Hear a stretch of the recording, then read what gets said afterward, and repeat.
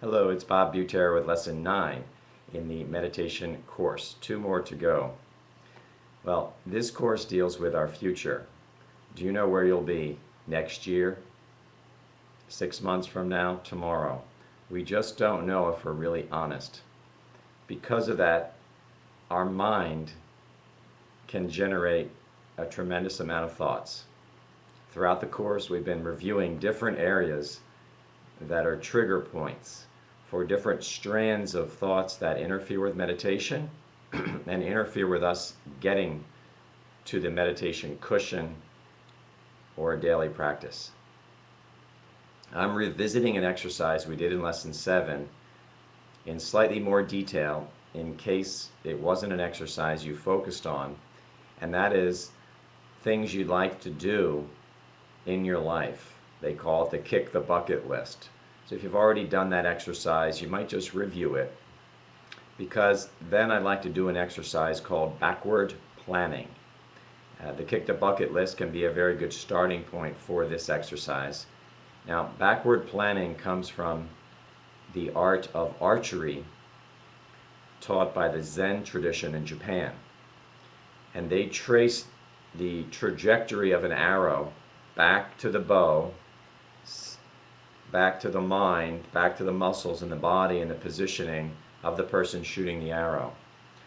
So this exercise relates that to thinking about your future as a means of understanding your present. You'll think about all the things that you want to have done in your life and that the type of person you would like to be at a very old age. So I use at 100 years old. Some people choose a little lower than that if they want. Some like to go higher. But if you think about where you'll be at that point, and then you trace back the events to your present age that lead you to be that person at 100, most likely for those in the meditation course, you will be meditating all those years. You probably will watch less television in order to become that person that you want to become. You'll make different choices. You can chart your life roughly. Well, as you bring that back, you start to see that the person at the end of the trail is the person that you are right now. You're just in process. And this can give you a lot of direction on what you're to do tomorrow, since even though we don't know where we're going to be when we're 100 years old, we don't know where we're going to be tomorrow. So when you have this foresight and you plan for the future, your mind becomes very directed and stabilized because you become content with what you're working on now. Now, certainly the list has to be realistic. You want to look at within your boundaries what can happen. Then you can reevaluate this list every couple of months. I do it a lot so that I don't daydream and I don't think I should be someone else other than who I am right now. Now, along with this, we have a few other exercises that should help with this.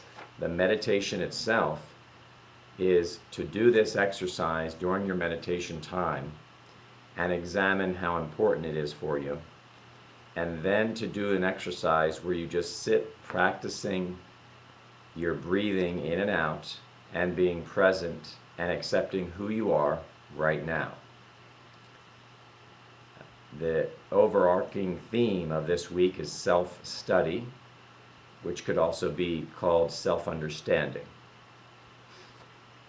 And we're going to have you relax and focus on an affirmation and try a special breathing exercise called alternate nostril breathing that has a special effect of bringing the sides of the brain together. I'm sure in the years coming, science will explain it better.